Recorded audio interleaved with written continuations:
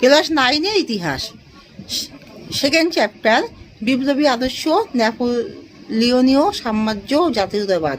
তোমরা সবাই খুব মন দিয়ে শোনো, লেখো, আর সবাই লাইক অ্যান্ড সাবস্ক্রাইবটা দিয়ে দাও। কোর্ট নেপোলিয়নের ধারার সংখ্যা ছিল 2287টি। নেপোলিয়নকে নির্বাসিত করা হয় সেন্ট হেলেনা দ্বীপে। আমি বিপ্লবের সন্তান, এ কথা কে বলেছেন? নেপোলিয়ন। রাশিয়া অভিযানে নেপোলিয়ন গঠন করেন গ্র্যান্ড আর্মি।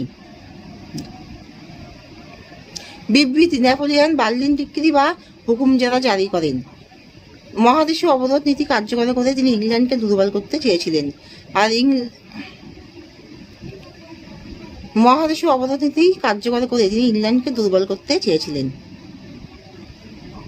দ্বিতীয় শক্তিজোটের সদস্য কোন কোন দেশ ছিল? ইংল্যান্ড, রাশিয়া, অস্ট্রিয়া, অটোমান সাম্রাজ্য, আর পর্তুগাল আর নেপালস।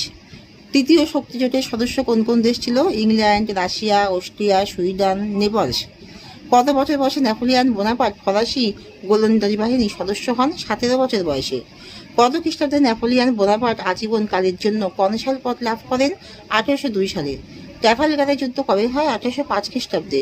ইটালীয় জাতীয়তাবাদের জনক কাকে বলা হয়? নেপোলিয়ন বোনাপার্টকে।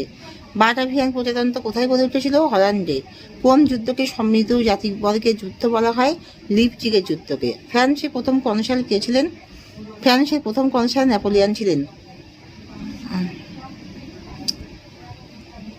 কত খ্রিস্টাব্দে নেপোলিয়ন ডাইরেক্টরি শাসনের অবসান ঘটান? 1799 খ্রিস্টাব্দে। ডাইরেক্টরি শাসন বলতে কি বোঝো? 1795 খ্রিস্টাব্দে সংবিধান অনুসারে ফ্রান্সের শাসনভার 5 জন ডিরেক্টর বা ব্যক্তির এক কমিটির হাতে তুলে দেওয়া হয়। এই শাসনকে ডাইরেক্টরি শাসন বলে। সোমবার নেপোলিয়নকে কেন দ্বিতীয় জাস্টিনিয়ান বলা হয়? কোর্ট নেপোলিয়ন বা নেপোলিয়নের আইন সংহিতা গড়ে উঠেছিল মূলত পারকিটিক আইন ও রোমান আইনের সংমিশ্রণে। কোর্ট নেপোলিয়ন এতটা জনপ্রিয়তা লাভ করেছিলেন যে তা ফ্রান্সের সীমানা অতিক্রম করে ইউরোপের অন্যান্য দেশেও ছড়িয়ে পড়ে। নেপোলিয়নকে কেন বিপ্লবীর সন্তান বলা হয়? ফরাসি বিপ্লবের উদারনীতি নেপোলিয়নকে ক্ষমতা দখলে অনেক বেশি সাহায্য করেছিল। ফরাসি বিপ্লব প্রভূত সাম্য মৈত্রীর আদর্শ। নেপোলিয়ন তার শাসনকালে সাম্য মৈত্রীর আদর্শ কার্যকর করেছিলেন।